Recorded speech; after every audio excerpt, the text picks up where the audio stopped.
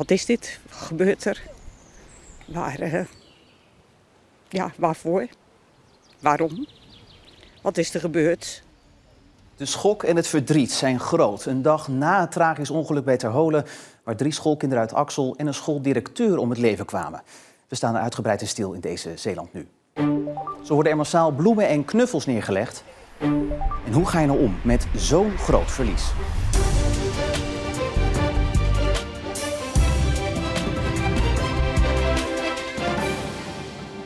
Goedenavond. Wat met een schoolkamp een mooie afsluiting van het schooljaar had moeten zijn, eindigde gisteren in een drama. 3 kinderen kwamen om het leven, net als een begeleider, de directeur van de school, blijkt nu.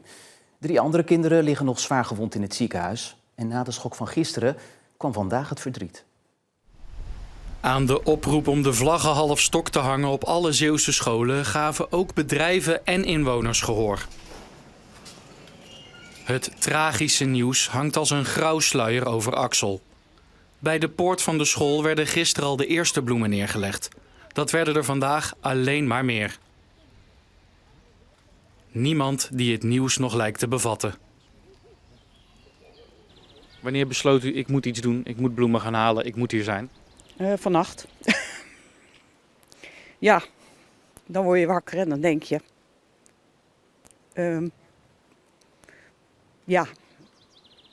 wat is dit? Wat gebeurt er? Waarvoor? Waarom? Ook bij de plek van het ongeval worden bloemen, knuffels en berichten achtergelaten. De provincie heeft daar een speciale plek voor ingericht. Ik kwam zoveel op Facebook voorbij en ik dacht, ik ga toch even een bloemetje leggen voor de mensen die dan hier omgekomen zijn. Ik vind het wel heel erg.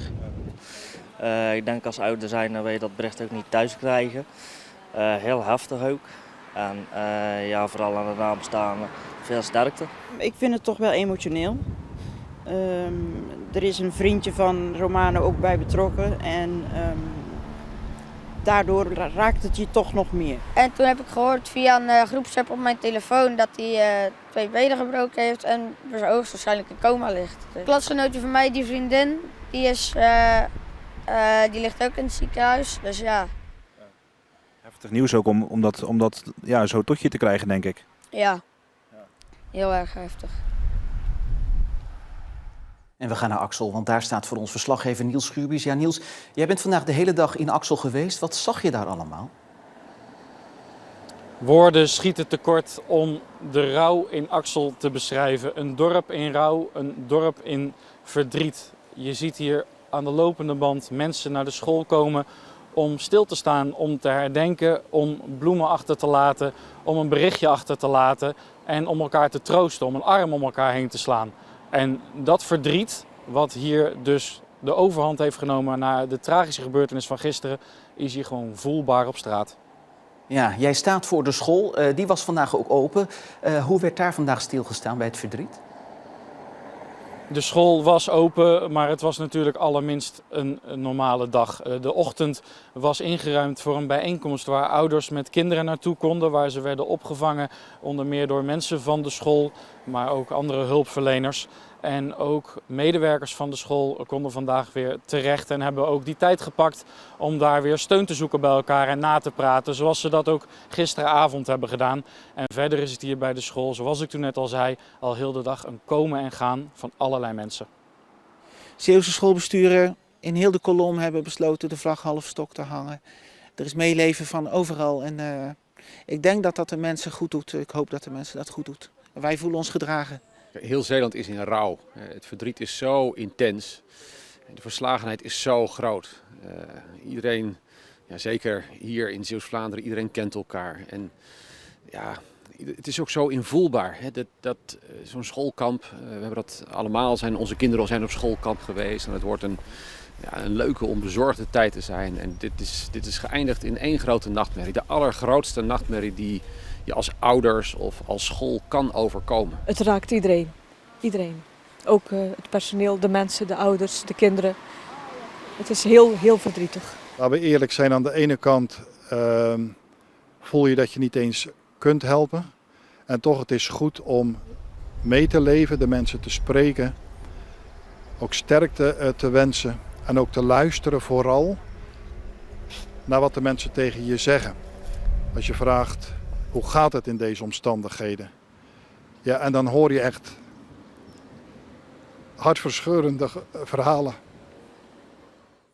Ja, we gaan naar Terholen, de plek van het ongeluk, want daar is voor ons Mercy Kamermans. Ja, Mercy, laten we eerst even beginnen met die weg achter jou. Hoe staat die bekend qua veiligheid? Ja, de N290 is een 80 kilometer weg. RTL Nieuws heeft eerder onderzoek gedaan naar veiligheid van wegen. En zij hebben geconstateerd dat ter hoogte van dit punt, bij deze bocht, de afgelopen jaren 4 ongelukken zijn gebeurd. Het is dus niet helemaal veilig, maar zo'n ongeluk als gisteren, dat is niet eerder hier gebeurd. Er waren bijvoorbeeld eerder geen fietsers betrokken en dat was natuurlijk gisteren wel het geval. De provincie Zeeland die laat weten de komende tijd zorgvuldig te gaan bekijken hoe het is gesteld met de verkeersveiligheid hier. Maar Harry van der Maas, de verantwoordelijke provinciebestuurder, die zegt ook: er is eerst tijd om te rouwen en om mede te leven. Ja, laten we dan naar het tragisch ongeluk van gisteren gaan. Is daar al meer duidelijk over een oorzaak? Ja, we weten natuurlijk dat er gisteren een 19-jarige jongen uit de gemeente Hulst is aangehouden. Nu is bekend dat hij de bestuurder was van de auto. En ook heeft het Openbaar Ministerie laten weten dat hij voorlopig blijft vastzitten. Hij wordt verdacht van betrokkenheid bij dit ernstige ongeval. Maar over de toedracht wil of kan het Openbaar Ministerie nog niks zeggen. Het onderzoek is nog in volle gang en dat gaat ook nog wel even duren. En afhankelijk van de resultaten van dat onderzoek zal begin volgende week worden bepaald of de man wordt voorgeleid aan de rechtercommissaris. Ja, daar horen we dus nog meer van. Mercy, dank je wel voor nu. Inmiddels hier in de studio aangeschoven Luc Smit, rouwdeskundige, onder meer aangesloten bij de HZ. Ja, zo'n tragische gebeurtenis als dit, hoe moet je daarmee omgaan als school, als stad of ja, als gemeenschap in het algemeen? Nou, je ziet eigenlijk wat er gebeurt nu al. Mensen zijn ontredderd, de wanhoop, verdriet. Je zag net Harry van der Maas, die ook geëmotioneerd raakt door dit soort dingen die je meemaakt. En dat is het enige hoe je ermee om kan gaan. Jezelf blijven in die situatie en bij elkaar zijn. Dat is wat mensen nodig hebben. Kinderen bij elkaar zijn, docenten bij elkaar zijn, ouders die elkaar mogen ontmoeten. Want het is natuurlijk een enorme schok. Kinderen die het hebben gezien, maar ook de kinderen die het allemaal gehoord hebben. Ja. Nu zou er vanmiddag een personeelsbijeenkomst zijn geweest op de school. Wat zou je daar kunnen betekenen als rouwdeskundige? Ja, ik denk vooral adviserend, dingen uitleggen en bevestigen dat al die docenten, ik ken heel veel basisleraren, die zijn zo deskundig in hun pedagogiek, in hun opvoedkwaliteit en kunnen zo goed aansluiten bij die kinderen. En ik denk dat daar het vertrouwen heen moet, dat die docenten weten, ik ga voor de klas staan en ik ga mijn kinderen vertellen hoe het is en vragen van, vertel eens. Ja, wat heb je gezien? Wat heb je gezien? En ook vormen kiezen. En tegelijkertijd, maar dan hebben we het over een tijdje, dan weer de veiligheid bieden van dat school ook doorgaat. Maar vergeet er niet de vorm te kiezen van hoe gaan we erover praten. Kinderen praten niet zoals wij volwassenen. Nee. Kinderen hebben rouwarbeid door dingen te doen. Wij hebben rouwarbeid om te praten. En de arbeid van kinderen die nu ligt, is om dingen te gaan doen. Dus te spelen buiten, om het misschien na te spelen. Dingen te maken, dat soort dingen. Ja. Dit is natuurlijk over de gemeenschap op een school. Er is natuurlijk ook nog een gemeenschap buiten die school. Ja. Wat is het belangrijkste voor mensen die daar iets mee te maken hebben om in zo'n situatie te doen? Ik merk de hele dag dat heel Zeeland ermee bezig is. En ik hoor van alles en dan denk ik hoop dat elke ouder zijn kinderen even apart neemt die weet heeft van dit ongeval en even uitlegt dat dit gebeurd is. Hoe klein ze ook zijn. We weten zo lang al dat het goed is om alle kinderen daarbij te betrekken. En de jongste denkt nooit dat ze te klein zijn, maar vertel het op een rustige manier, zodat kinderen kunnen leren, ook van jou, dat er erge dingen gebeuren in het leven. Maar dat je ook geleerd hebt, hopelijk, van hoe je daarmee om kan gaan. Als ouder, als docent ben je het voorbeeld voor kinderen. Ja, dit klinkt in de praktijk natuurlijk allemaal heel mooi. Hoe doe je dit? Dit doe je doordat je van die kinderen houdt als docent. Weet je, je hebt iets met die kinderen gekregen en je wil het beste voor die kinderen. Dus jouw emotie mag er ook gewoon zijn. Die emotie mogen kinderen ook gerust zien. Maar er zit een laag onder. Je gaat niet los. Dat doe je bij elkaar. Het echte verdriet, dat doe je bij elkaar. En daar kan een rouwdeskundige heel goede werken doen. Het belangrijkste is bij elkaar zijn. Ja, verbinding, aandacht en liefde zeggen wij altijd. Luc Smit, dank u wel dat u er was. Ja, en behalve stilstaan bij het nieuws, een bloem of een knuffel neerleggen, zijn er ook mensen die in actie komen. Zoals Ray Goossen, die een crowdfunding is gestart. Ik zit veel op de computer en zo. Ik zie vaak crowdfundingen voorbij komen. En ik dacht, het is gewoon iets wat ze nodig hebben en iets wat zeker gaat lopen. En ik hoop dat ik ze hier heel erg mee kan helpen. Want wat is uw link met de school? Ik heb 3 kinderen zelf. Die zitten alle 3 op de warande.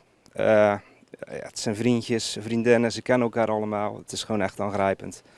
Verschrikkelijk. Dus ik hoop dat ik hier iets mee kan helpen. Want ja, hoe leg je zoiets uit? Zoiets wat inslaat als een bom al bij volwassenen. Hoe heb je het daarover met kinderen? Ja, het is gewoon onwerkelijk. Mijn oudste die moest echt heel veel huilen. De middelste natuurlijk ook. De jongste hebben we er buiten gelaten. Die is nog te jong om dat te vertellen. En ja, goed, ik hoop dat ze samen in de klas en zo en met de vriendjes en vriendinnetjes wel het kunnen verwerken.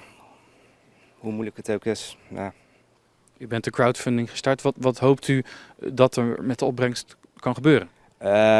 Mijn gedachte was achter om het te storten naar de school in ieder geval. Zodat zij het kunnen verdelen onder de slachtoffers of onder de nabestaanden.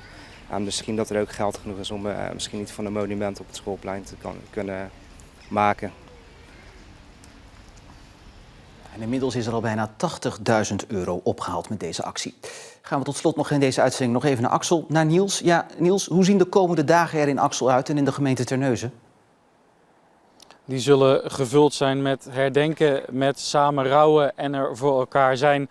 En ook als maandag hier de school weer open gaat, zal dat in alle opzichten natuurlijk geen gewone schooldag zijn. En zal daar natuurlijk ook weer veel worden nagepraat over wat er deze week is gebeurd. Het heeft verder ook gevolgen voor evenementen in de omgeving. De Ride for the Roses die gaat bijvoorbeeld stilstaan bij wat er gebeurd is, maar onderzoekt nog op welke manier dat het beste gedaan kan worden. En ook het Zeeland Jazz Festival in Terneuzen. Het gaat door, maar wel in sobere vorm, om rekening te houden met deze tragedie. Niels vanuit Axel, dank je wel. En tot zover ook deze Zeeland Nu, die geheel in het teken stond van de nasleep van een tragisch ongeluk bij Terholen gisteren. Waar dus 3 schoolkinderen en een begeleider op weg naar een schoolkamp om het leven kwamen. 3 kinderen liggen nog zwaar gewond in het ziekenhuis. Met een live vlog online houden we op de hoogte van het laatste nieuws over dit ongeval. Voor nu, desondanks alles, toch nog een goede avond.